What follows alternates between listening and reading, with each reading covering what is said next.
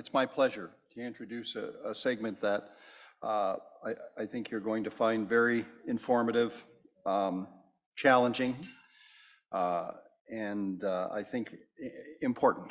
So without further ado, I want to introduce Rhonda Teichrob and Dr. Natalie Truba. I just tell you a little bit about them before they come to the stage. Rhonda is a social worker at Thames Valley Children's Center and part of the Pediatric Neuromuscular Clinic team in London, Ontario.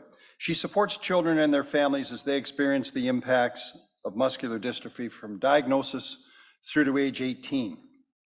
Involvement with families includes emotional support, system navigation, advocacy, and parent education as well.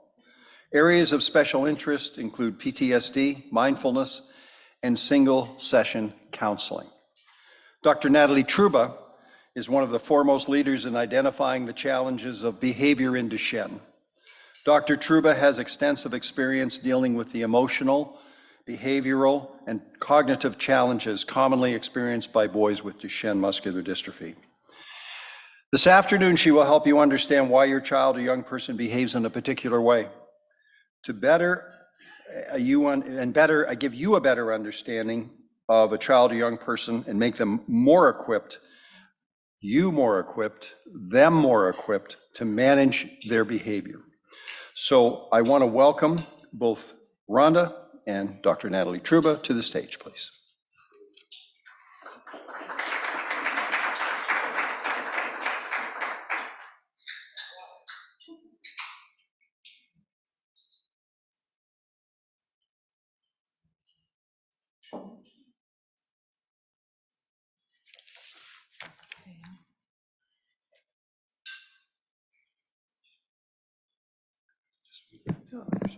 Okay.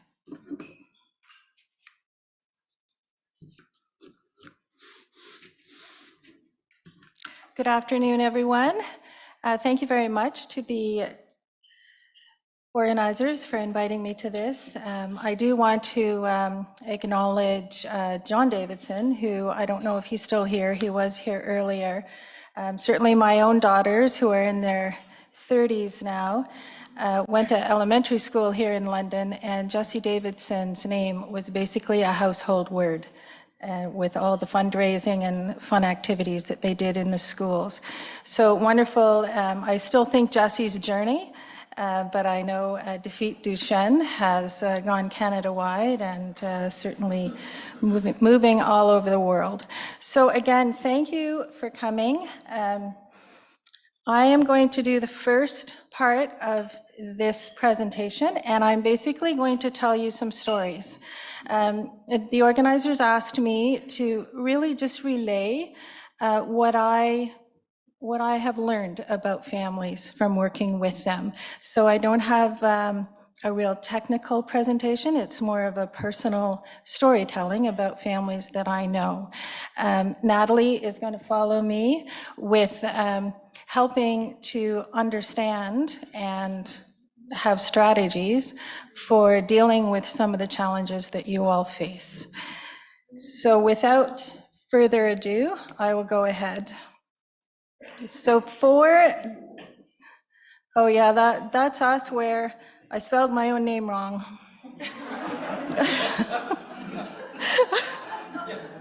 Not really sure why. So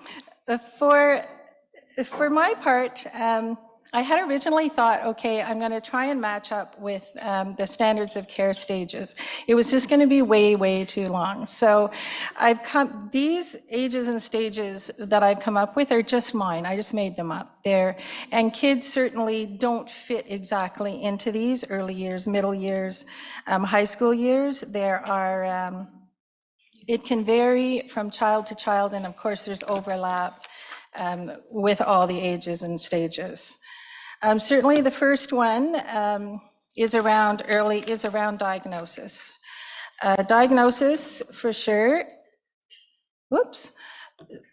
I've also tried, and I hope this all goes okay, I've tried to do a slide on parents and then a slide on children, because the social emotional challenges and experiences are quite different in certain ages and stages for parents compared to the children, especially in the first stage. And again, this is what I've learned from families. The first stage, of course, is a diagnosis. Diagnosis is, I believe, is a trauma. People, families, specifically parents, experience all the symptoms that go along with trauma and associated grief responses. Again, Natalie is going to talk more about the grief response. So I'm not going into detail in a lot of these things. I do have up there grief versus chronic sorrow. Chronic sorrow doesn't mean you're sad all the time. It's just it's a different term to use for families who are going through ages and stages where things are continually shifting and moving. So things can be going along okay, and then you experience some of those same feelings of shock and grief at certain milestones or certain periods of time in your child's development where things just aren't going exactly how you had hoped. The genetic confirmation is an important piece, much as Dr. Campbell mentioned earlier this morning. And very often families in London, anyway, they do end up seeing Dr. Campbell, who gives them what we call a clinical diagnosis. So he pretty much does tells families what he thinks their child has. This is devastating news, of course, as you all know. There is then a wait for genetic confirmation. This is an agonizing wait for families. It is also a hopeful wait for families. I feel like families then do kind of go into a state of hoping that the diagnosis was wrong and that the genetics will prove that's wrong. We have families who come across the world to be cared for by Dr. Campbell. We all rely on him to have all the right answers, and we expect him to always be right, except at this time. At this time, I know parents are, I hope he's wrong, I hope he's wrong. Honestly, I have to tell you, at that stage, I'm hoping he's wrong too. When the genetic confirmation comes, I believe families are then hit with another trauma because their hope for him to be wrong, or for whoever the neurologist was or geneticist was, has now kind of been dashed. Now, that being said, families who are living with Duchenne, even in these really early stages, in my experience, they don't stay in this state of mind for very long. They very, very quickly regroup and move into information gathering, asking questions. What do we do? Do we do physio? Talking about steroids, talking about clinical trials, searching, gathering. It is, a mom actually shared a little poem with me a long time ago, and it's really small, so I have to put my glasses on. But it always reminds me of how quickly families move into this stage of action, and where they are reaching out, they're becoming excellent advocates, they're asking for what they need, they're out there doing a lot of really hard work, and they learn it very quickly and suddenly. So she shared with me this poem. It is written in the she, but it could be a he, a them, anything. Anyway, it is. And one day she discovered that she was fierce and strong and full of fire, and that not even she could hold herself back because her passion burned brighter than her fears. So somehow parents just push through, and they do what needs to be done. The other, I have had other families describe this journey as a roller coaster. I've had some of them describe it as a tightrope that's sometimes loose and sometimes tight. There is another family who have described it as constantly shifting gears, always shifting gears. We're always shifting gears. Families who are living with Duchenne have a lot of gears, and they just pick what gear they need and do what they need to do.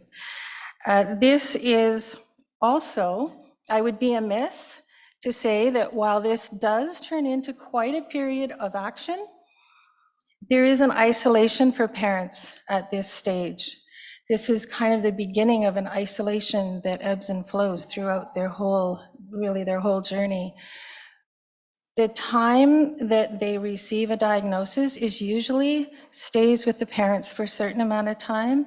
They don't know how to tell anybody. They don't tell grandparents. They definitely don't tell their child. It's all very, everyone around them is protected by them. So I feel like that is, I call it, there's a loneliness or an isolation in the knowing. And as time goes by, and certainly your team can help you find ways to talk about that to extended family and schools and whoever, that kind of lessens a little bit as other people share in that knowledge and share in that support to you. But in this period of time, it is, I think parents are feeling quite alone because they know and they're dealing with that by themselves. For children, in this stage, it's very different for them. Very much they are protected by those around them. They're sheltered from the knowledge. They carry on. They're young children. They're relatively emotionally not as affected. However, there are behaviors and learning challenges that do start showing up at this point. And that's not something to be ignored. It's also not always got anything to do with them having Duchenne, but sometimes it does. So again, Natalie will talk to you more about, when do you think that's something more than just general childhood behavior? Or would your child be behaving this way or have these learning issues, whether they had Duchenne or not? Certainly for some of these young boys, they tend to go along. They are experiencing some challenges. They definitely realize that, but they just kind of go along. They want to, I don't think they are really identifying exactly what's happening. They're not asking a lot of questions, other than we do have the range of kids who are what I hear most is, I just want to play soccer.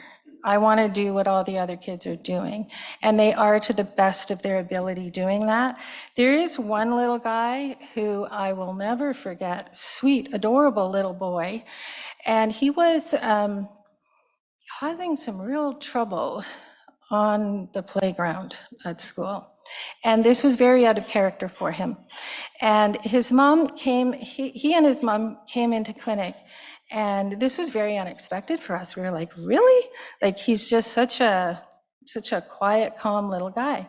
And she said, well, no, the school's complaining, he's causing some real trouble on the playground. So he goes to a school that's out in the country, and it's a little tiny school, and apparently they have like a full school soccer game at every recess. So it's all ages, all ages, all ability, and they all play soccer. And so he was joining and he was playing, and he started really causing trouble, like really being quite disruptive. And he just got worse and worse and worse, and said, I don't know what's going on. Do you think this is connected to his Duchenne? Like, what's happening?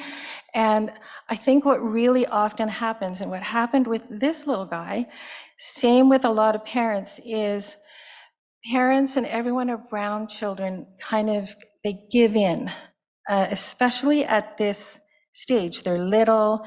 The information parents and teachers and siblings have is more than what the kids have. And the tendency for many parents is to kind of give in and indulge them. And honestly, this usually backfires. Kids catch on pretty quick what they can and can't get away with, and they naturally push limits. And that's what this little guy was doing. And we talked to him, and it turned out that all the other kids on the playground, especially older kids, were really indulging him and just letting him do whatever he wanted to do. And you want the ball, you got the ball, whatever. But it was upsetting everyone. And when we talked to him and said, so what do you think's going on? What do you think's going on? Like, are you sad? Are you mad? Are you scared? Nope, nothing. It's like, are you happy? Like, what do you feel like out there? And he just said, I just feel like punching everybody. And it was like, oh my God, like he was feeling frustration. He just couldn't really identify exactly why. I can tell you what does help and what has helped with a number of families is then early on here is finding things that they can be quite successful at. And things like adapted sports, activities like swimming that everybody can find a way to do. And I mean, adapted sports, for this little boy I'm telling you about, he did end up being quite a competitive sledge hockey player. And so things like that, swimming, friendships, it's a good time. It's never too early to start really recognizing how important friendships are and nurturing that social piece for kids. The kids who, whoops, sorry about that. Okay, so that's kind of my summary of the little kids. They kind of go along, they seem to be okay. Parents are suffering, really suffering, but they're pretty much hiding it from their kids at this point. The next stage is kind of middle, and this and the next have a lot of overlap because, of course, kids with Duchenne are all developing very differently, and their conditions are progressing differently.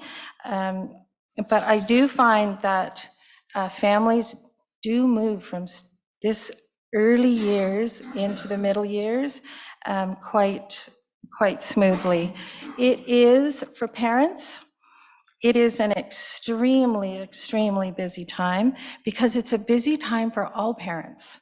They're very busy with school, with work, with siblings, with extracurricular activities, with extended family commitments.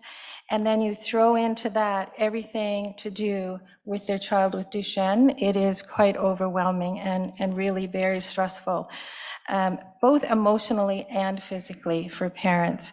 They're faced with a lot of decisions, and I'm not telling you guys anything you don't already know. I feel like the decisions must be overwhelming because it's kind of one decision after another, whether it's about steroid, do we go on it, do we go off it, do we change it, looking at clinical trials. And I know that Bonnie and Craig talked earlier about the shared decision-making, and I really encourage people to engage in that process to really help. And also to know that you can keep going back for new decisions, to go back and talk to Bonnie again about that. Again, as the children are becoming weaker, the parents are re-traumatized again. And this is a time where I will often hear from families who are saying, I don't know what to say. I don't know how to talk to my son. I don't know, what should I tell him? How do I tell him what's going on? Because some kids will start asking, why can't I run as fast? Or why am I looking at a wheelchair? Why do I go to the clinic? Why do I go to the hospital? They are starting to become more curious. Certainly, there is a couple of articles. I mean, there's lots of information out there, and certainly connecting with other families is where you're going to get your best advice, and they're your best resource. So I know that Nicola is doing the parent chat, the virtual parent chat, and I think those kind of gatherings are really important to participate in. Even if you're just listening, you're still gathering a lot of information from people who are in similar situations. I think there is also a Quest magazine, which is an American magazine, has a couple of really good articles that I often share with families. One is called Hard Questions, and the other one is called The Big Listen. And also reach out to your team, talk to us about, when do I say what, things like that. This is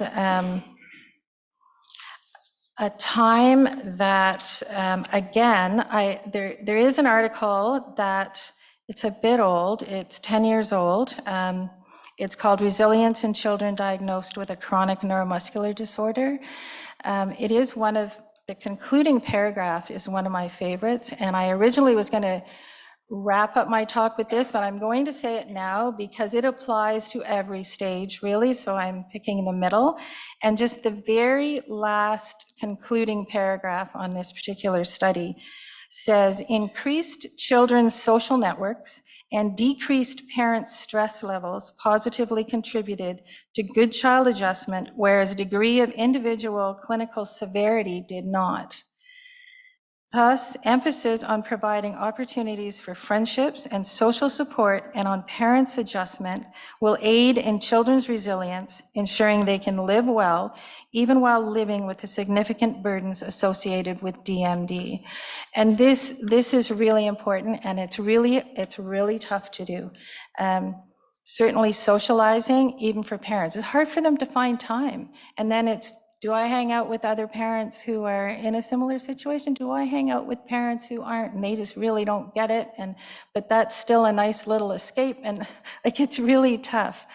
So I do encourage parents, though, to socialize, even if it's with each other, and just go out, go to a movie, do something that's easy.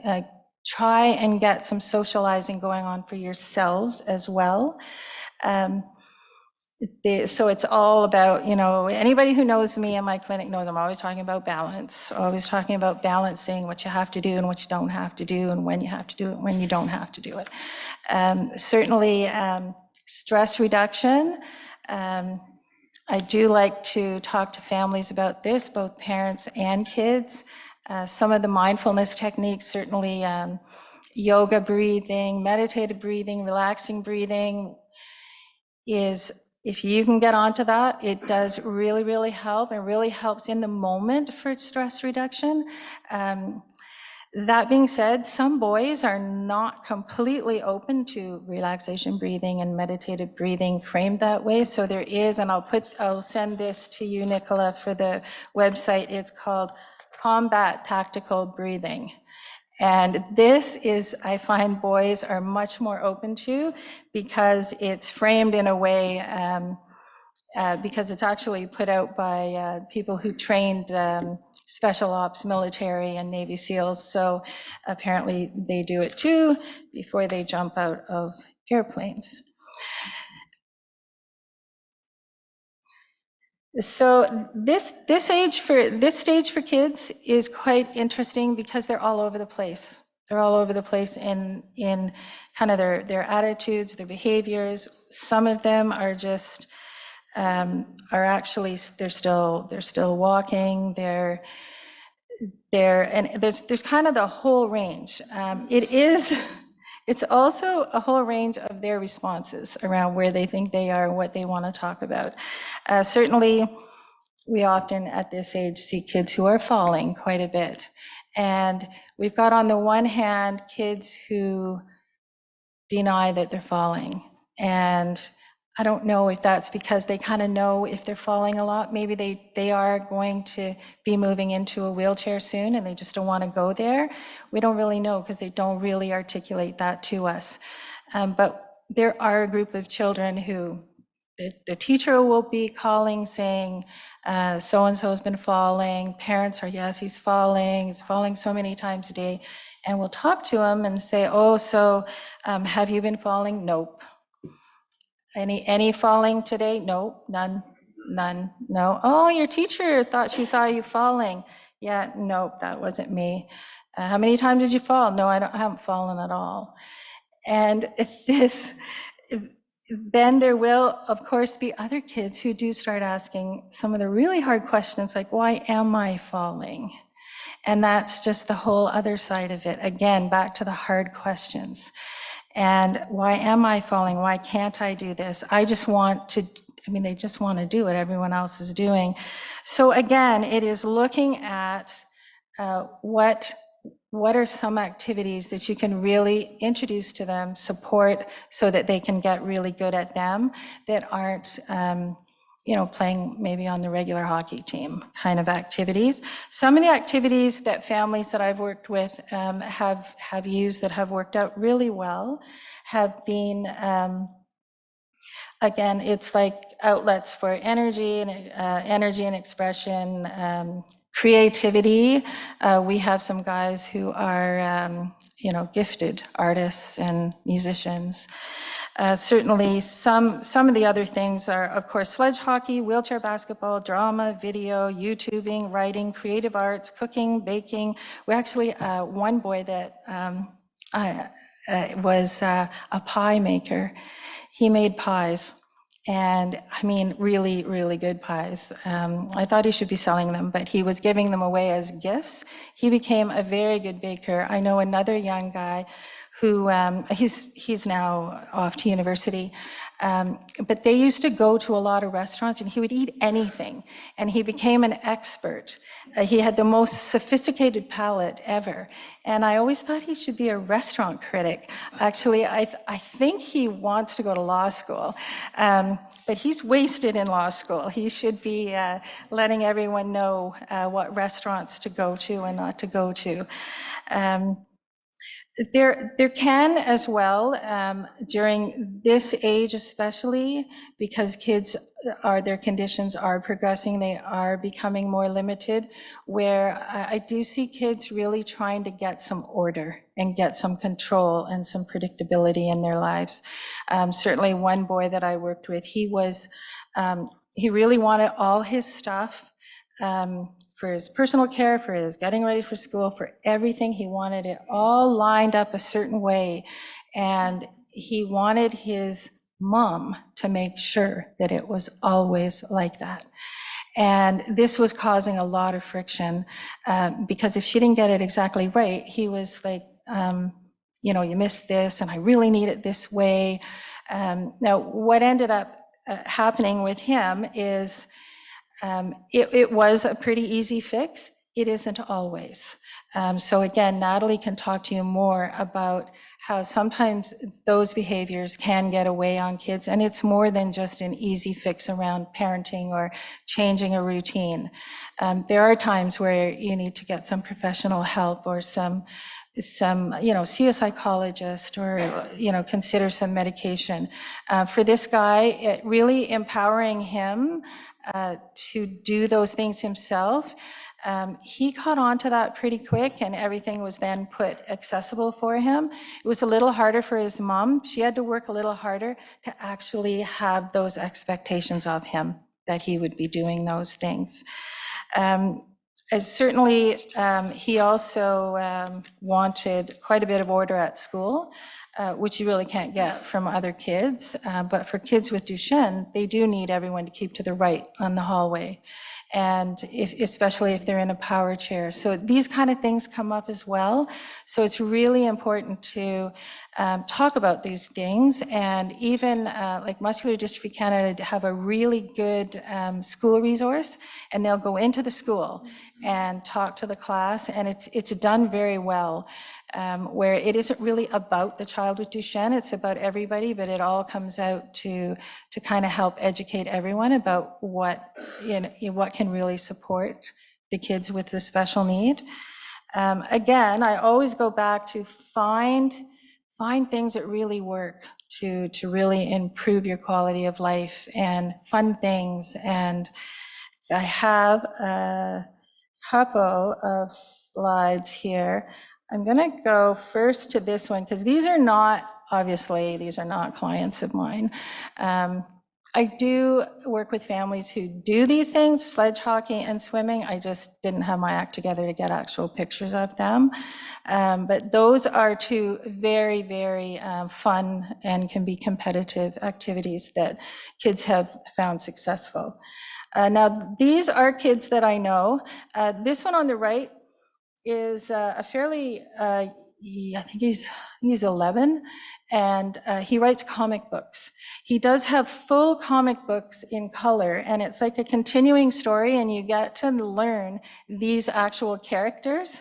And actually, Dr. Campbell, I think you have one of his comic books. I think you didn't give it back, no. But this has become quite a hobby for him. And of course, he also gets to use it at school for school projects and things like that. So it's had a double benefit. On the far left, that's a picture that was done actually by a boy when he was also, I think, about 10 or 11. And interestingly, the doctor there on the left is you, Dr. Campbell. He told me, he said, yeah, that's Dr. Campbell. And it's like, I've worked in this clinic for 12 years, never once have I seen Dr. Campbell in a white coat. But sure enough, there he is in a white coat. And so, I mean, just that stereotype, I guess. Now, this boy who did this is now in his second year university. I talked to him on the phone just the other day because I told him I wanted to use his picture. The boy in the middle is, he wanted to go hunting. And we thought, oh my God, like, how would you go hunting? He uses a power chair. And he said, no, that's what we do. He lives on a farm, big family, him and his brothers go hunting. And so he actually worked with Make-A-Wish, and they had this custom-made track vehicle made for him that it goes into the woods, it goes through the mud. I have videos of it on my phone if anybody wants to see it. And of course, his guns are all mounted on it as well, and he is now a hunter. And so, I mean, you know, everybody's got different interests. It's just finding that and finding a way to make it work. I'm going to rush through the high school years, even though they are the toughest years for many, many families. Kids, teenagers are like their own, I don't know, like they run the world. And so this is, of course, emotionally, this is really hard on parents. I mean, every stage is.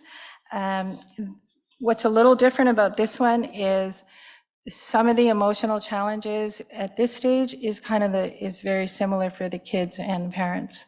Certainly the parents are impacted by the kids' emotion that can include increased anxiety, mood swings, anger, power struggles. Some of this is normal teenager behavior, but with a teen who doesn't have the same escape route that other kids do. All teenagers have disagreements with their parents. They like things to be a certain way. They want to do certain things, lots of things that they're not supposed to do. And they have it out with their parents, and they can get mad and leave. Say, you know, okay, I'm leaving. I'm going to my friend's house, or I'm going here, I'm going there. Someone who is relying on a wheelchair and also more dependent on their parents for every kind of care, that's a little harder to do. So I think it just compounds that stress. Certainly, anxiety is something that Natalie, I know, is going to talk to you a lot about, because it is real. And for teenagers with Duchenne, it's not for everyone. Not everyone experiences it the same way, but it can become a real struggle. This for parents, they are in a time of, I mean, they're managing everything in the household, right? Everything's going on. And all of this is combined with household school projects that are now really hard, because high school projects are hard. And, you know, most kids do want help from their parents. Increased needs of their teenager, worry about the future. This is all also a very financially challenging period of time, because kids are needing more accessibility, they're needing more independence. And of course, it's falling on the parents to try and provide all that. Again, same thing, balance the to-dos with some normal things. Pace yourself, accept help. Please accept help from whoever offers help that you view will be helpful. Don't power through on your own if you don't need to. It really comes down to the quality of your life. For children, isolation at this age does increase because physically they are more limited. It's a little bit harder to do the things that they want to do independently. So because of that, they are more isolated.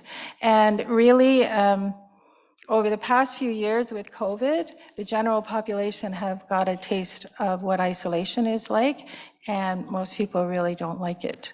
And so I think this is something to really, really be for their teenagers, to try and lay the groundwork so that they have a social network similar to what I talked about before. Anxiety goes up significantly, and their anxiety and their worries can be about different things. It can be about their own actions. What am I doing? What am I not doing? Am I doing enough? Do I use my cough assist enough? Maybe I should have used it more and this wouldn't be happening. All these kind of fears that are unique to kids and families who are living with Duchenne. Certainly there can be some resistance for new equipment. Power chairs, lifts are often the ones that I've been hearing about, where everyone around the child is often, you know, really kind of promoting the new piece of equipment. Especially with power chairs. It can be, yeah, this is going to be great, and let's pick all the features, and this is really cool, and you've got lights, and you've got, like, this is really, really great. And another thing that a lot of people say, and I am guilty of it myself, they'll say, you know what, like, this is like the cost of a car. But it's not a car. And the kids know that. And I think it's something that I do see kids, they go through with it, they get it, and then they don't want to use it. And it sits here, it sits there, and they don't talk about it. They just take their time, and they kind of automatically pace themselves.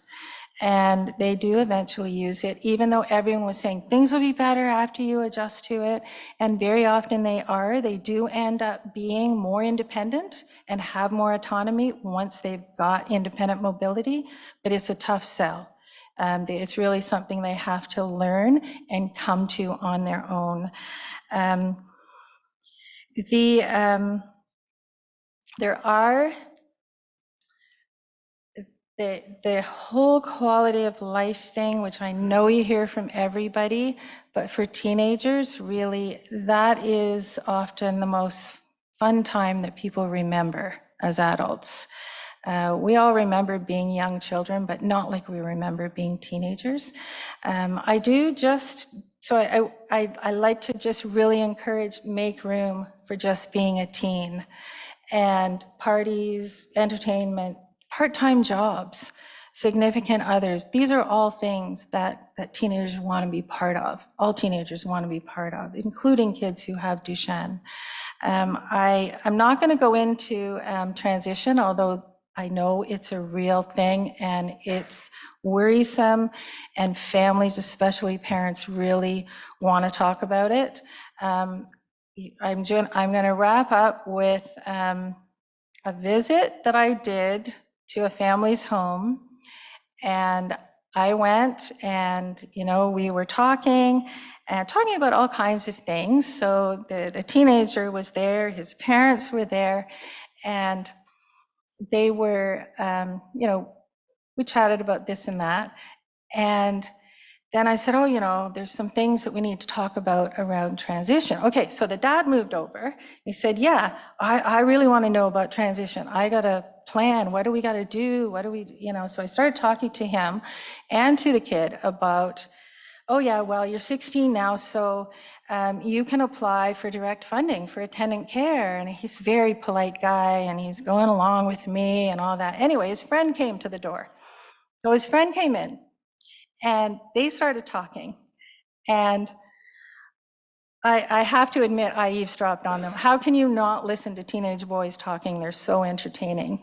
And I could hear him saying, oh yeah. This was it must have been on a Thursday, because I think they were talking about a Friday night. They're saying, oh yeah, so I'm gonna meet you at McDonald's. We're gonna go, and I can't remember if it was midnight or 3 in the morning that they were gonna go there. And they were like, oh yeah, and that's what we're gonna do. And he said, yeah, and I'm gonna be there in my power chair, ha, ha, ha.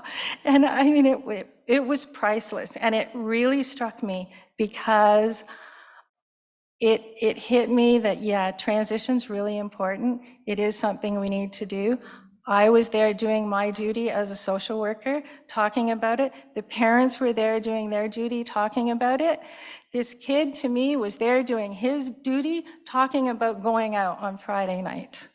And that was, the same kid, just as an aside, last weekend, apparently, spent the entire 24 hours at the Factory, which is like a rec center here in London, doing a fundraiser for Children's Health Foundation, where they did 24 hours video gaming. So slept over. I'm sure he didn't sleep. Maybe he did, I don't know.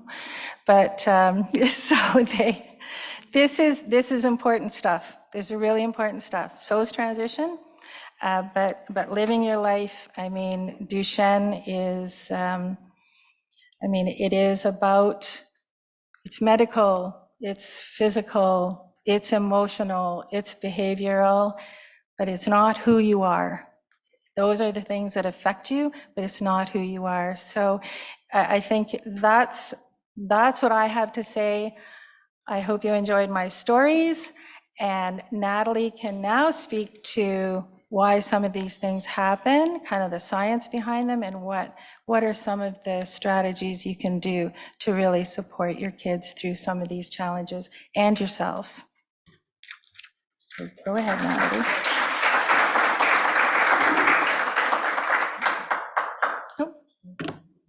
Thank you. I saw the time, so I'm going to give Rick permission to stop me once we hit 3, because I know for a fact I will not get done with my slides before then, and I will add anything that I don't talk about today into my slides tomorrow, because they kind of go hand in hand. But I'm Natalie Truba. I'm a pediatric psychologist at Nationwide Children's Hospital. I have the honor of working with our neuromuscular teams. I kind of stumbled into this. I fell in love with y'all, and now you're stuck with me. So we're going to talk a little bit about dystrophin in the brain. I actually thank you for your awesome AV team. Have just changed my slides this morning after listening to some of you all talk to provide some different information. So we're going to just jump in because we just don't have a ton of time. So we're going to start talking quickly just about how do we understand the isoforms in the brain and what are they doing. As you all know, probably a lot about DP427 in the muscles. You might know less about DP427 in the brain.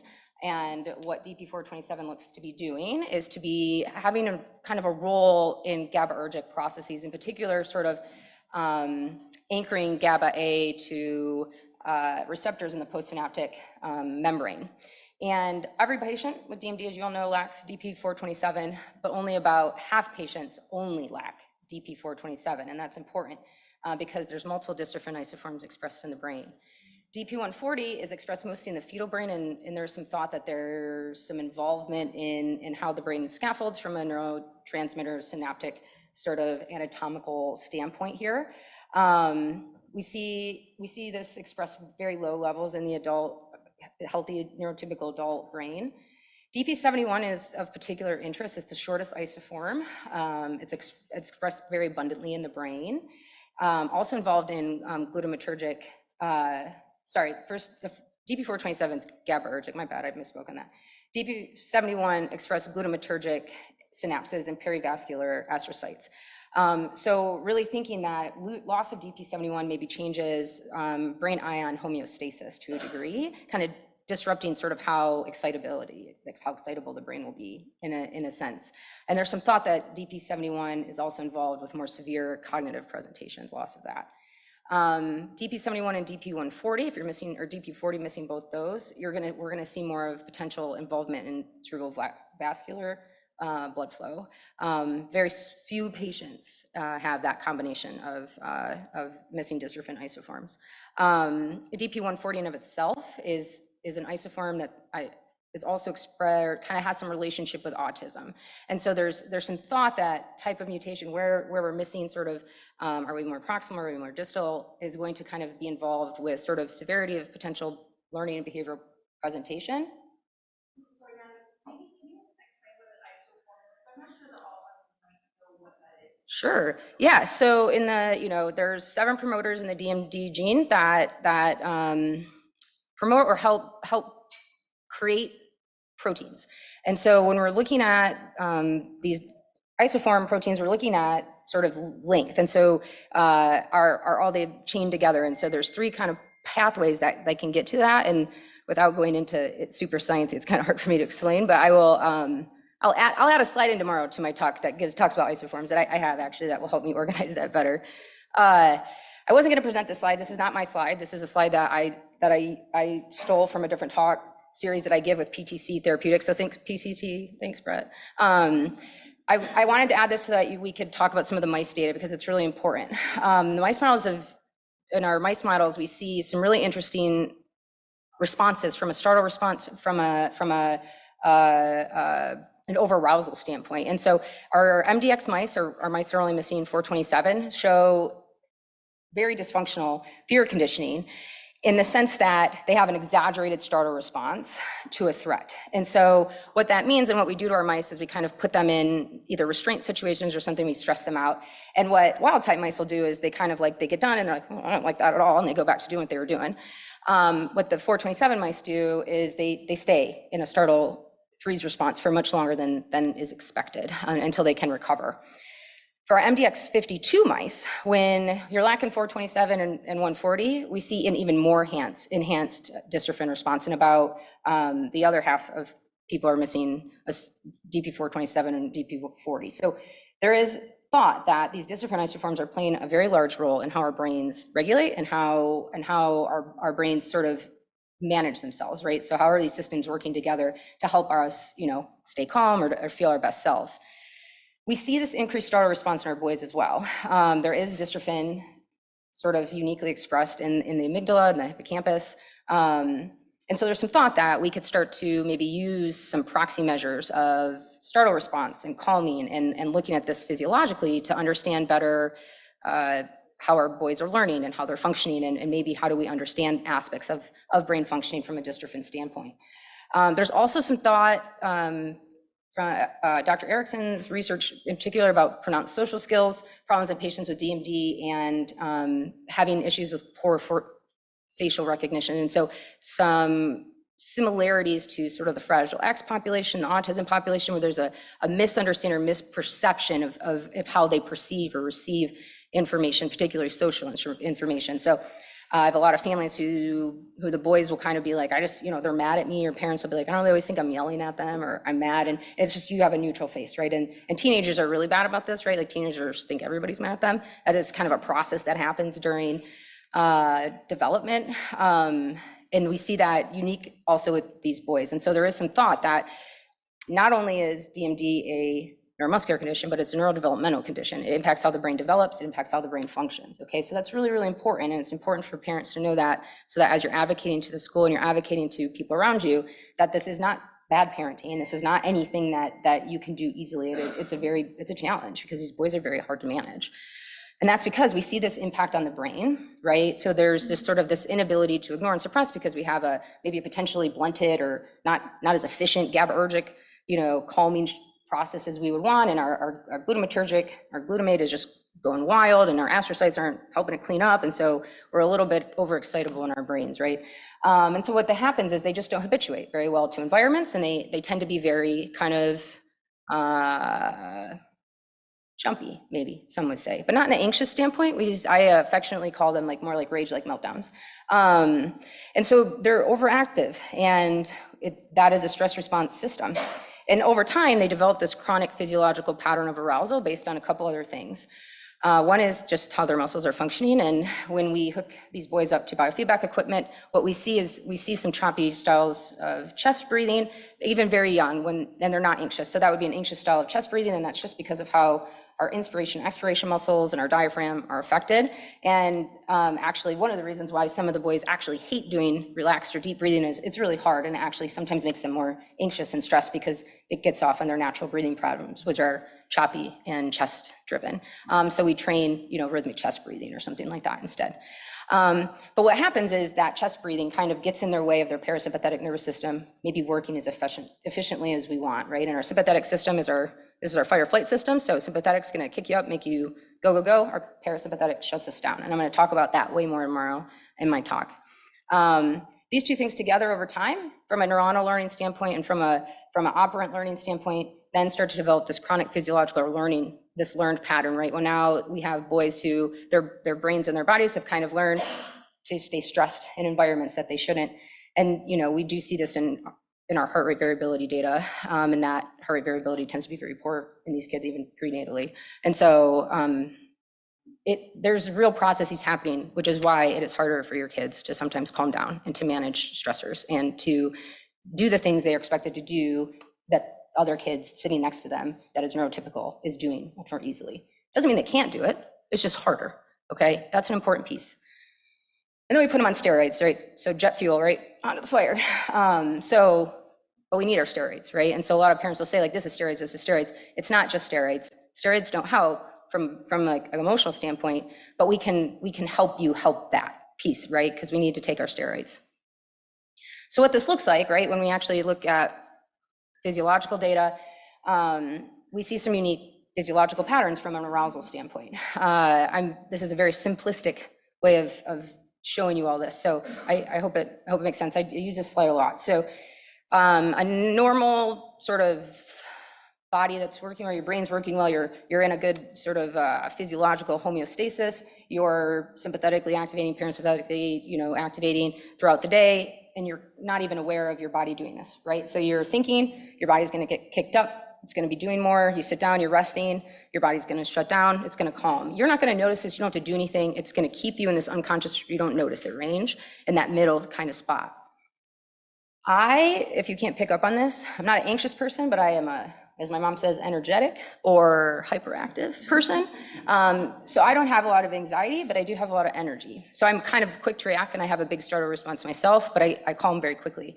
I walk to work often, so if I'm walking to work and I almost get hit by a car, I'm gonna have a huge spike in arousal like this. And I'm gonna notice this because I'm getting to the top of my window, okay?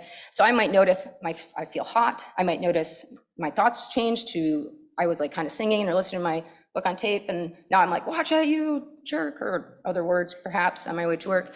But I'm gonna shut down quick, okay? Because I don't hold on to anxiety very well. I'm not an anxious person. If you are somebody with anxiety, right, what you might notice is that this line actually extends out longer, and it takes you longer to calm, 15, 20, 30, 40 minutes, okay? People that have a panic attack, that line is out of that window or out of that box, okay?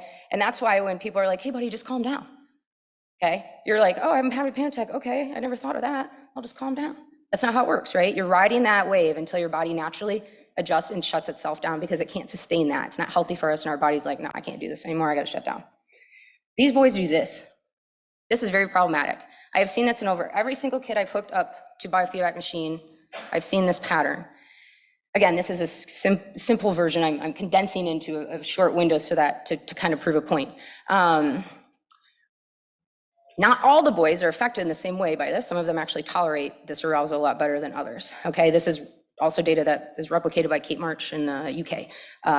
Her study is out there. So I'm not making this up, is what I'm saying. But this is clinical data. So what this means is over time, our boys are kind of slowly arousing, being in a sympathetic state kind of in more ways than they should. And they're not down regulating very well. And they get out of that window. Okay, and that's where you start to see some like real odd stuff. And this is Something that definitely is not easy to manage, we stay ahead of it, right? We talk to families about it, we talk to school about it, and we kind of, the example I use is kind of diabetes, right? If you do not manage things appropriately, and you do not take your insulin and you're not managing, you're gonna get sick, okay? We don't blame the child for that. We're not like, buddy, why aren't you doing better with managing your diabetes at 7 years old? Okay, but we treat these boys like this. We're like, you need to sit still, you need to manage, you need to manage. If you do not stay ahead of things and they're building, you're gonna see one of those really adorable rage-like meltdowns, okay? That's not their fault, it's not your fault. It's a combinatory process, and I usually blame it on the schools because they're not here, so they're easy to blame. So if we're not staying ahead of things, that's where we start to see stuff, right? I also see this pattern with my carrier moms to a less degree, and that's really important because there's a synergistic relationship often with the boys' arousal and the mom's arousal.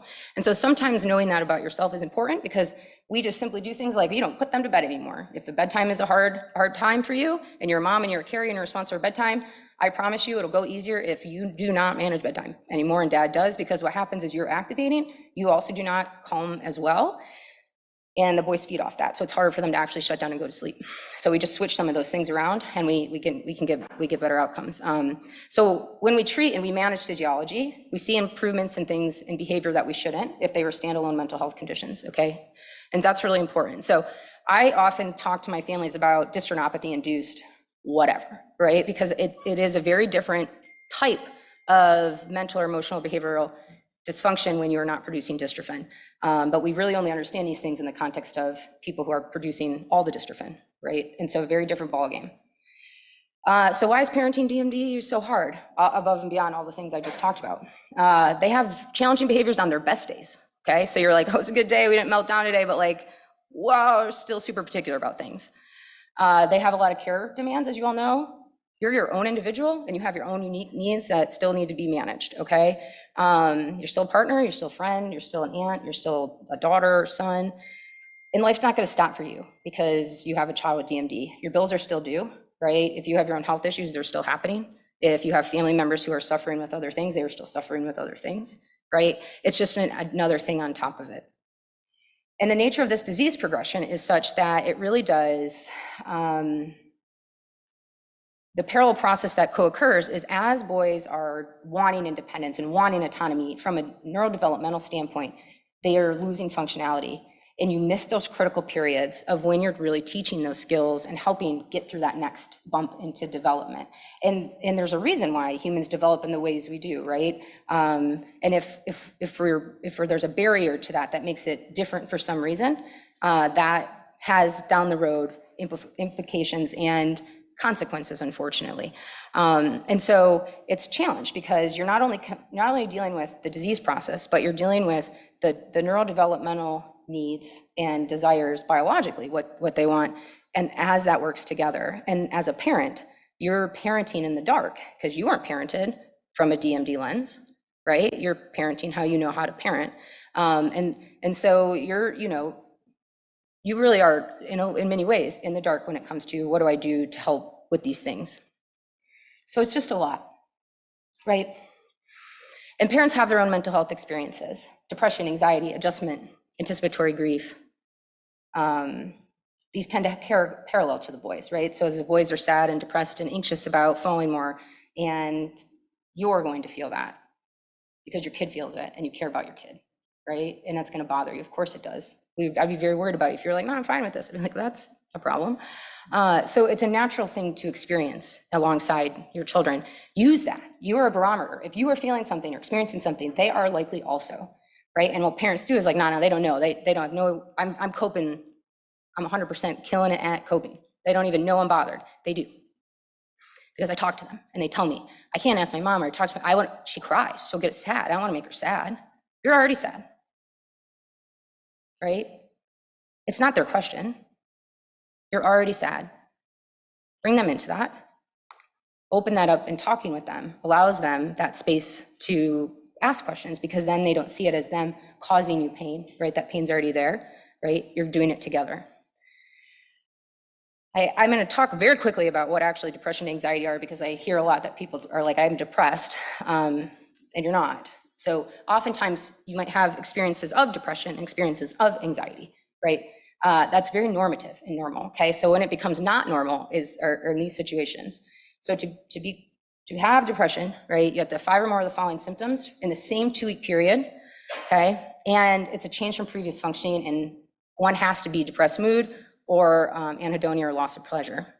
So you have to have 1 of these or 5 of these for 2 weeks constantly, okay?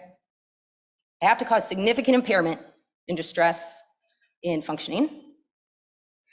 And it can't be attributable to a physiological effect of substance or another medical condition, okay? There's qualifiers for that.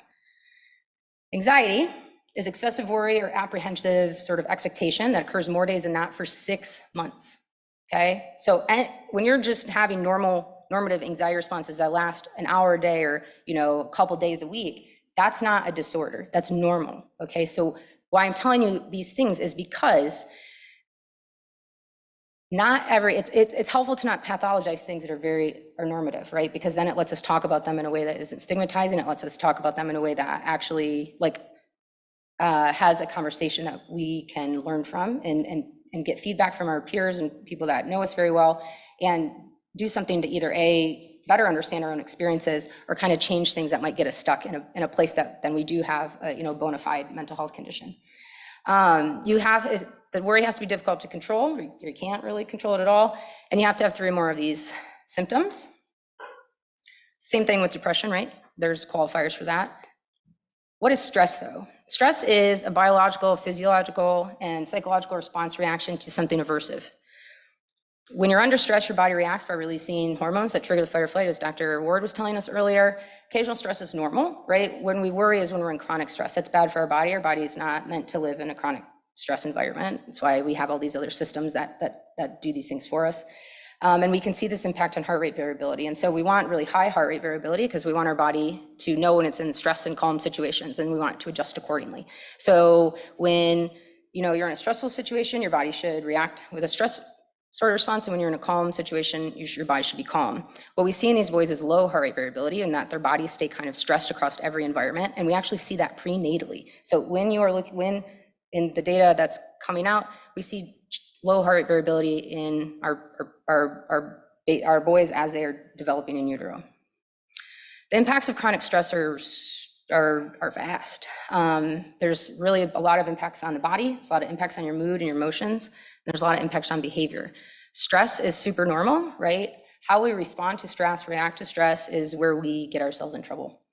So stress is generally the way that you can tell, am I stressed or is this maybe more an anxiety thing here, right?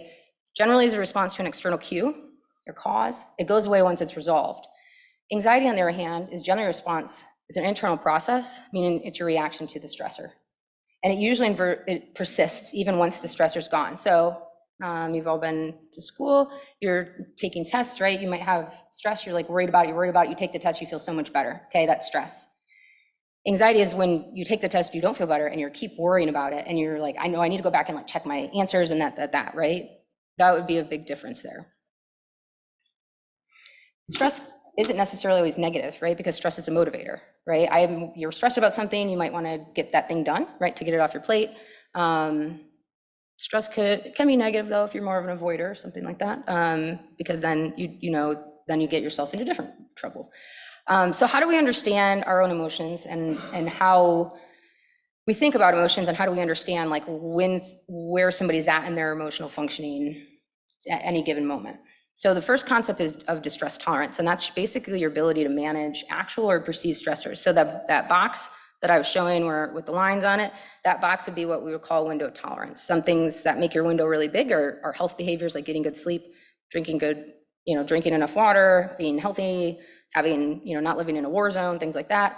The opposite are the things that, make that window smaller. So really it's how much can you handle for you not the best version of yourself or a less good version of yourself, versus emotional control or regulation, which is the ability to take an action to change or modify the intensity of an internal experience. So that's not suppressing or ignoring, right? So I hang out with a lot of kids and they tell me when I'm asking how they're coping, they're like, oh, I just don't think about it. Well, if I ask you not to think about a purple elephant right now, just don't think about it. What are you thinking about? A purple elephant. Because when you're telling yourself, don't think about something, you are thinking about it. So we don't try to ignore and suppress and control that. We teach different strategies to help navigate that.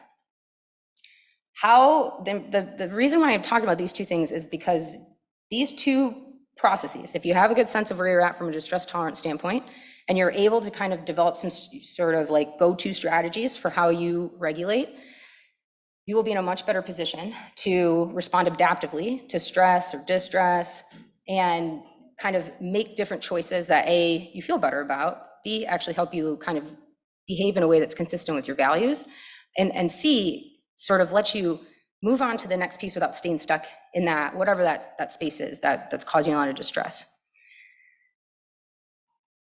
It's really important to understand what we call behavior traps. What are the things that you do that get yourself in trouble? We all have them, okay? We're really bad at knowing our own behavior traps because we are sort of not very good at living in the now. So humans have probably the only functioning, broke but functioning time machine that exists because in our brains, we tend to live mostly in the past, thinking about things that have happened, or we live in the future, what is happening, what's coming next. We very rarely live right now.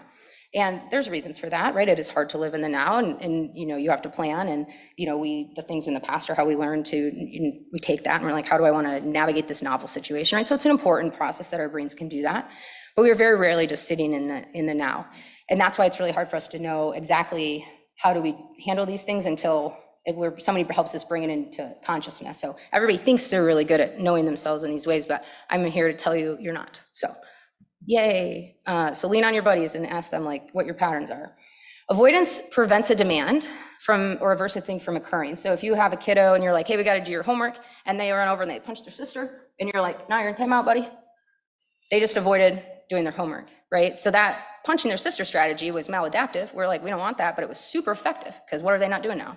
Their homework, or their, whatever it was that I said my example was. But whereas escape removes the demand. So this would be like they're doing their homework, and what they start to do is maybe they have a meltdown, or maybe they start to be disruptive, and you're like, go to your room. Well, now they got out of doing their homework, right? So that's an escape. We do the same things as adults, right? So you might feel nervous about talking about Duchenne, right, with your kiddo when they're young, and so you do something like avoid. And what that does is cause temporary relief, but then every time something comes up, your anxiety about it is worse, because what you're doing is you're training your body to have a bigger anxiety response each time you avoid. And that's why that saying, you got to get back on that horse, exists. And that's why when you're nervous about something, your mom is like, you still got to do it.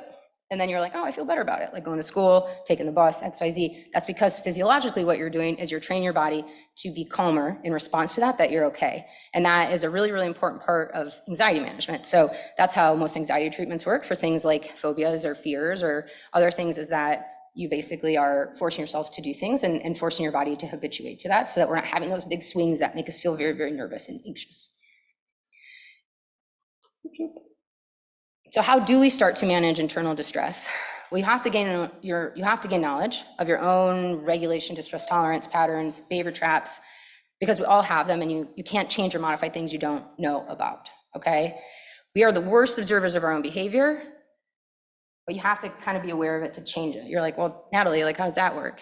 Good question. It is challenging, okay? That's why people like me exist, or people that you trust, like your partners or your friends or your family, or like journaling, right? And you write down like and you go back and you read and you're like, man, what are the themes here? And as my mom always affectionately told me as a child, like, if you're the one thing across all, across the patterns, then you're the common denominator. So you want to look for your common denominators, right? Is my go-to anger? Do I tend to avoid? Do I tend to withdraw? What am I doing? And then trying to understand like how that maybe plays out in other areas of your life. That's essentially what therapy is in many ways. Because what we're looking for, right, is, do we intervene in our thoughts? Are our thoughts our barrier? Do we get trapped in our thoughts? Or get trapped in our behavior, right? I'm in these patterns of avoidance and I'm not really thinking about it. I just kind of like, I avoid in these ways and I'm not even aware that I'm doing it. Is it my feelings? Like I am so bogged down in feelings, or emotions, or physiological, sensory experiences, however you want to think about them, that's how I scaffold my thoughts, and that's how I choose my behavior, right? Because any of those could be incredibly problematic. And so when we're talking about CBT, we're talking about cognitive behavioral therapy, we're talking about how do we help you understand, modify, and change thoughts, feelings, and behavior. We can change one of these by changing another, by intervening on another, thus the arrows, right, being bidirectional. And so you don't have to do all the things all the time. You can kind of do that process and finding the things that make sense for you, right? So I'm a behavioral therapist and I do mostly behavioral stuff. So I tend to focus there and I feel strongly that you can change thoughts and feelings through changing behavior, right? And so behavioral activation for depression is essentially a treatment that focuses on that, if you've ever done that for depression, and it basically you're doing behaviors and your mood then follows that and improves. But what are emotions, right? So everybody has emotions and we all talk about them all the time, but very, very little do we actually just philosophically think about what emotions are. So emotions are physiological experiences. And we have them, or we can talk about them because we've developed words that we use to label, make sense of them and express them. This can be challenging because we all have different words for different things, and how you were taught, the words you were taught and used helps you understand your emotions, but that's physiologic, right? So we have taken a very subjective internal process and we've tried to make it objective with words and sort of like sadness means this, right? But that's helpful, right? But it's a very simplistic explanation for a very nuanced process.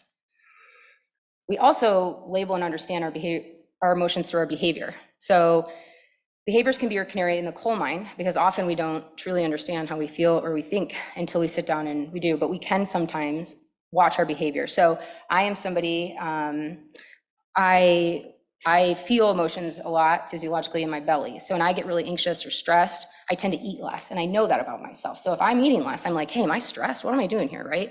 And so sometimes it's you knowing, trying to stay ahead of it before you're to the point that you're not sleeping and you're, feeling a lot of muscle tension and getting sick. So that's, that's my process. So that's why I'm using me as an example. But so my canary in the coal mine is, if I'm eating less, that tells me that I'm more stressed and I need to make a change, or I'm going to get into a position where I do start to feel anxious, because if you're not eating, take care of yourself, you start to, feel that.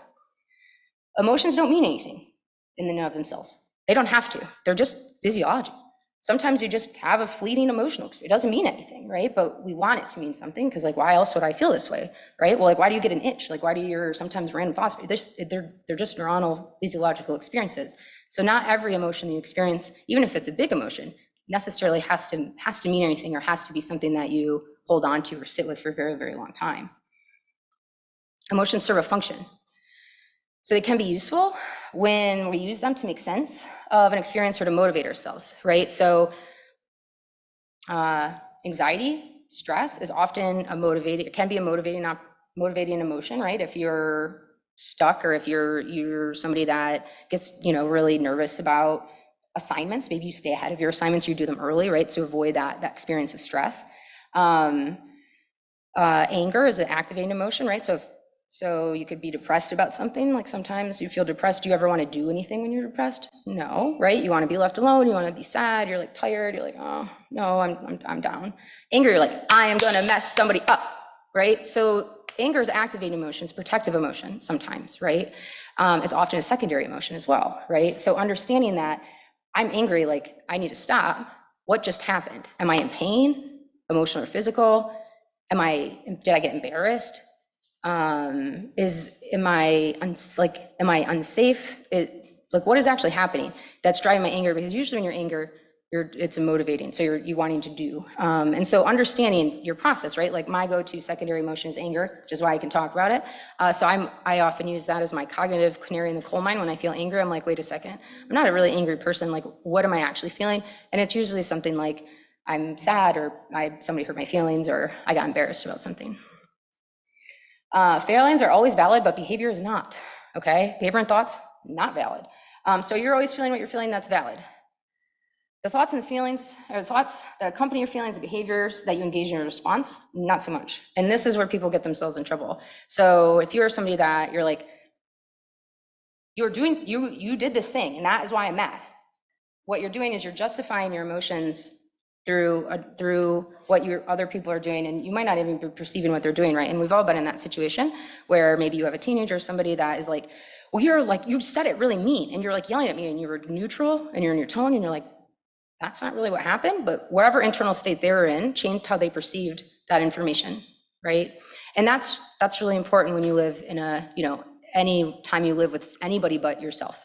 And as humans, we tend to do that because we're social beings. And so it can quickly become very challenging to have healthy relationships, right? When you are justifying through your actions, right? Like it's, I did this thing because I was upset, right? Or you are doing this thing and that's why I'm upset. Because everybody has their own perception, right? And that's where you get into conversations where you're like, that's not what I said. That's not how it happened. Like, I didn't do it like that. And you're like, yes, you did, right? And so it's really important to understand, like, am I trying to justify how I'm feeling through my thoughts or through my behaviors, right? So this is why we tell kids, like, we don't hit when we're mad, right? We forget these rules as adults. Okay, maybe not the hitting, we know that, but there's other ones. So important thing to just know. How do we think about thinking, though? That's another thing that we talk about a lot, but my graduate program would just roll over in their grave if they heard me even talking about thinking, because we're not big mentalism people. But thinking is an important thing to talk about because we're talking about thoughts. And thoughts are not overly special either. They're neuronal activity that occurs in response to a stimulus. So something happens, your brain fires neuronal activity, produces a thought, and you become consciously aware of that thought. Or not. Like, your brain is doing that sometimes without you even being aware of it. It's automatic. It's like a reflex. Okay, so you can't control your thinking, right? Anytime you're like, I'm just gonna like not think about this thing. Well, good luck. Okay, you can change that. You can change those pathways. You can change that through learning, but it's a learning process, right? Because you have to change how those neurons fire, what they fire in response to. This develops learning pathways over time through repeated learning trials. Again, like I said, you can modify these learning pathways because learning new things literally changes your brain. It changes your neuronal pathways. It changes the way your brain talks to itself or the patterns that it talks to itself in. And so, that's the whole concept of how hypnosis works for pain management and other things, or CBT works for pain management and or anxiety or depression, is that you're over time changing how your thoughts generate, right? To help you experience less distress from your thoughts. Not all thinking is created equally, okay? So there are helpful and unhelpful ways to think. And your mind is not always your friend. Sometimes it's just a jerk. And you have to say, like, I'm not listening to you right now. You're being an idiot, right? We put so much value on our own thoughts and our thinking, okay? And I'm here to tell you, don't believe everything you think. If anything, believe very little of what you think, okay? Challenge what you think constantly. Like, I have an internal voice. I'm not always nice to myself, and I'll be like, shut up. Like, I'm not listening to you right now, right? That's okay, because again, remember, it's just automatic. Automatic thoughts are just coming. They don't have to be something that you choose to engage with. And you can be like, you know what, I'm not dealing with that right now. I'm going to do this. I'm going to force myself to think in these ways. And that's a process, but that's cultivated. We do that through thought challenging and restructuring, okay? So this is the process of sort of challenging our thoughts, changing them, and replacing them with more helpful thought patterns. But again, you can't change things you're not aware of, right? And so if you're really struggling with these things, that's where therapy or other processes come in to helpful. The common themes of unhelpful thoughts, and I'm going to go through these pretty quick, again, for time. These would be like unhelpful thoughts that are we would say like the most common, okay? So all or nothing thinking, right? Like, so you either do it 100% perfect or you failed. Or emotional reasoning, that's the one I was just talking about. So assuming because you feel a certain way, what you did must be true, right? So I feel this way and you did this thing, so that must be exactly what you meant to do. You meant to hurt my feelings because my feelings are hurt, so you hurt my feelings. And it's like intent versus impact, right? Somebody could be doing something, they don't mean to hurt your feelings, it might have hurt your feelings, right? But then that's a you issue too, right? Like, it's not on other people to manage your emotions. It's not up to other people to manage your emotions. It's on you to manage your own emotions, right? So anytime you're like, well, you can't come because I don't want you to make me feel this way. That is not how that managed, okay? So if you were like that, I apologize for being the jerk that's telling you that you are in the wrong on that, right? It's not fair for you to put the ownership and responsibility for your emotions on other people. And I tell my boys that all the time because they very much are like that sometimes. Overgeneralizing is a big one. So those are always our nevers, right? If you catch yourself saying things in your head like this always happens, they never do this, right? Like you're engaging in that, and that does change. Like, words matter. Words are very important, impactful, right? So I hate that saying like sticks and stones will break my bones, but words will never hurt me or whatever, because like bones just heal. They heal, right? And then I've broken so many bones, I don't think about that when I'm walking, but I think about things people said to me when I was a kid. Right? So words are really important, and words matter, and how you talk to yourself and how the messaging you get and the messaging we send each other is really important. Shoulds and musts is a good one, because when you're saying a lot of shoulds, musts, woulds, we're usually engaging in some judgments. We tend to do that a lot with ourselves, right? Like, oh, I should have done that earlier, I should do this.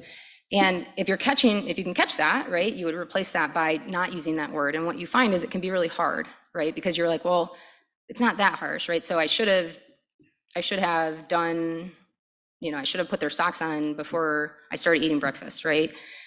Say that without the should. It's hard to do, right? Because what you're saying is, oh, yeah, next time I'll just put their socks on before, right? I can't go back. I can't blame myself. Should, right? It is what it is. It's done.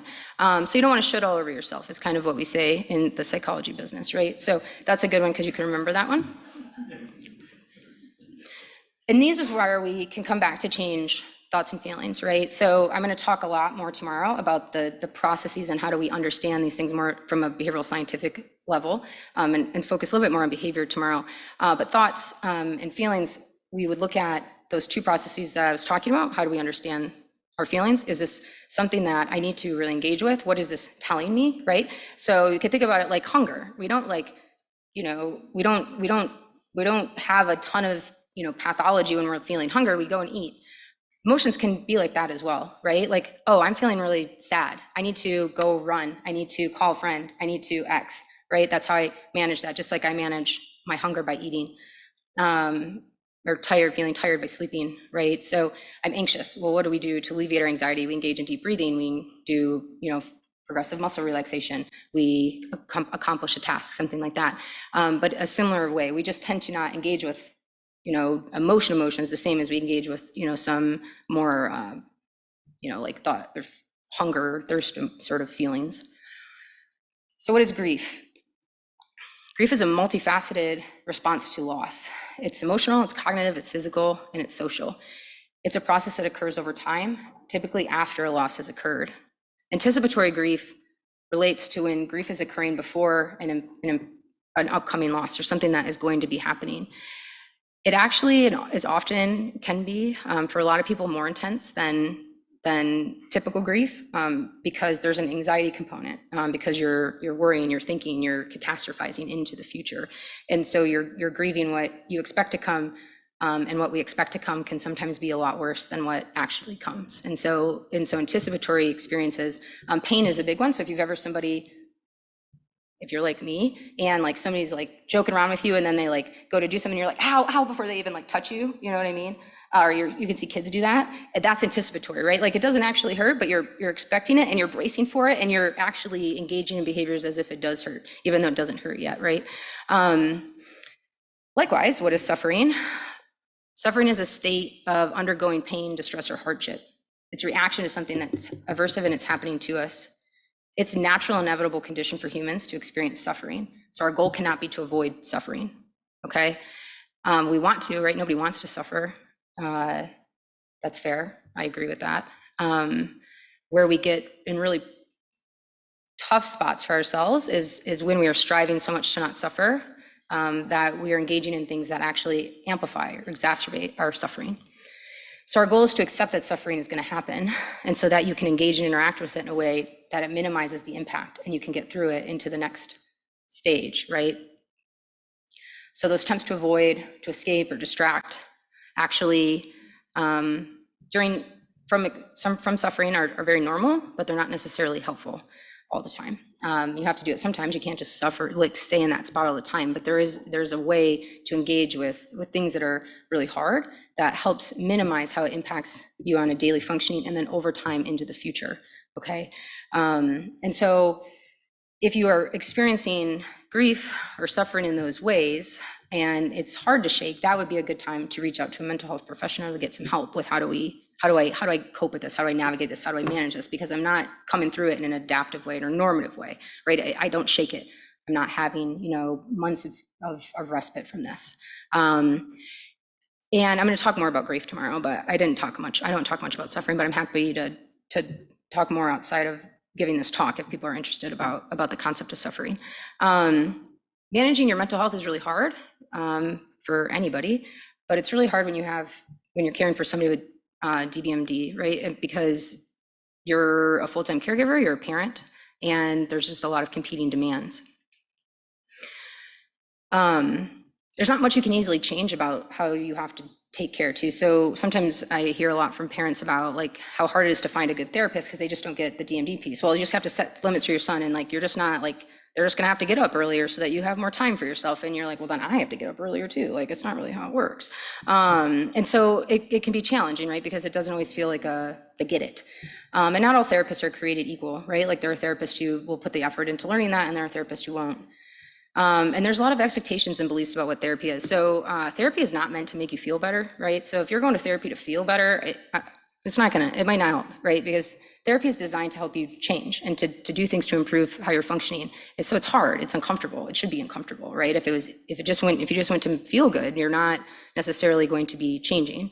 There are time and a place for supportive therapy, don't get me wrong, and that can be definitely an aspect of it, but that's not all therapy is. And so if I've had a lot of people that say like, I didn't like it, like they made me mad, or they, like, good, that's probably good therapy, right? Because like that, the point of that is to help you challenge the way that you're thinking, feeling, and behaving in a way that isn't working for you, right? If it's not working for you, then we don't maybe want to hold on to it so tight. But we as humans love to hang on to the things that don't work for us like real hard. And a lot of people feel like they need to be ready to do therapy. I don't know if I'm ready. That's okay. We have therapy to help you get ready. So we got you on that one, okay? So if you think you need the help, then just do it, even if you don't think you're ready or if you don't have, all the things in place.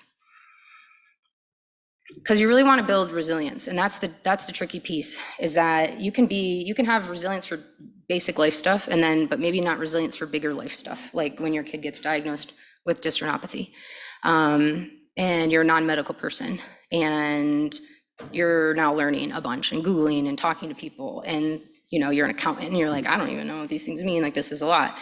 So your resiliency strategies that you maybe have always relied on maybe don't work as well in that situation.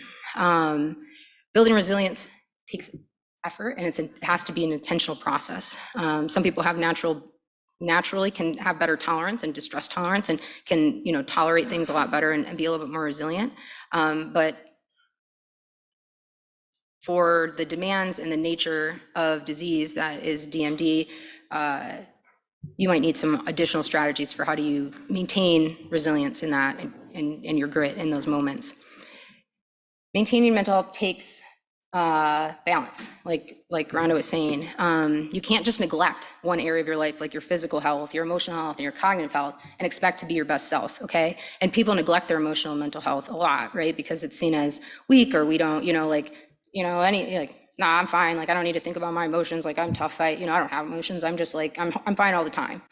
Well, you're a human and your body is functioning appropriately. So I don't believe you, but you don't have to talk about them. That's fine. But you can't neglect one of these areas and be your best self. So you have to invest in yourself, right? Like, you have to take care of yourself physically, mentally, emotionally, financially, all of those areas.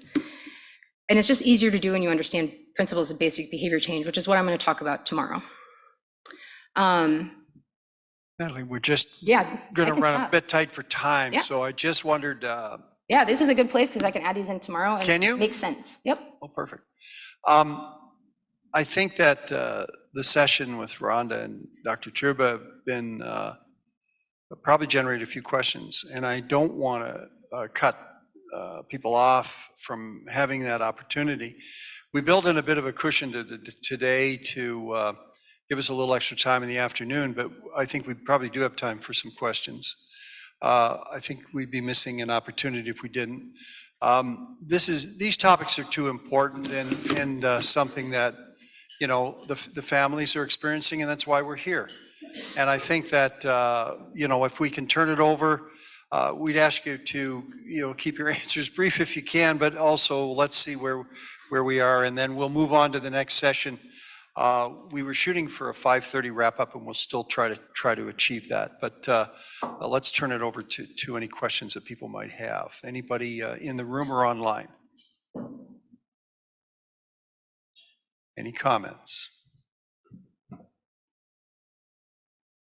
I wanted to ask one question, if I could.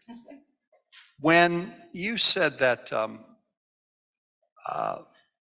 these are the things that you try to be proactive about.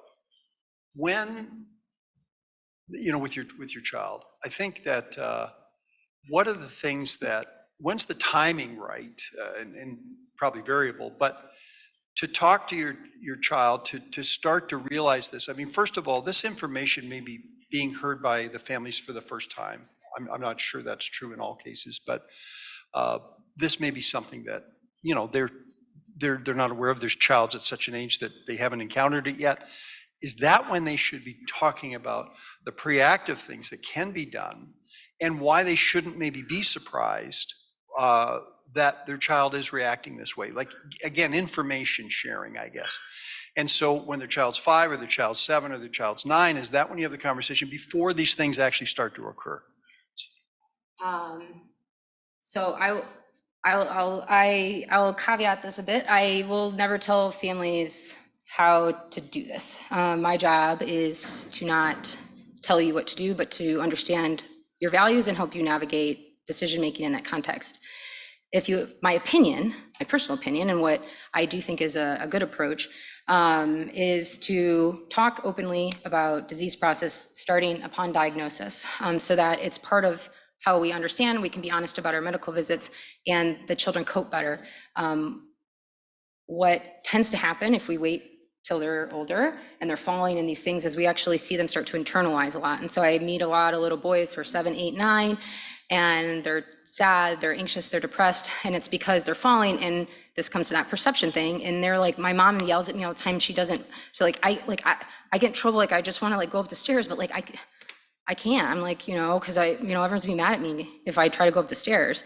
They don't know this because people are worried. So you have to think about it as an adult, how you react, right? If your boy's going up the stairs and you're like, wait, don't, no, right? They might perceive that as you're yelling at them, right? So they don't know that you're worried. They think you're mad, right? And then they internalize that. And so that the road to hell is paved with good intentions, sort of like you want to protect, you don't want your boys to be worried. And so you don't tell them things, right? But then they experience things, and humans are creative, and then they fill that in, right? So, people write very creative stories, and if you don't help people understand what's going on for their body, they might generate something that's actually worse or scarier, or something that they think it's because of them and who they are, and not because of their muscles. And the earlier you start talking about it, it lets you really help separate them as a person and a human from their muscle disease, okay? And when that doesn't happen, they internalize that, in my experience. So I encourage talking about it early. Okay, great. Anything else on the floor? Anything online? Nothing online. Okay. Thank you both very much. Great session. Really appreciate your time and your input. Thank you.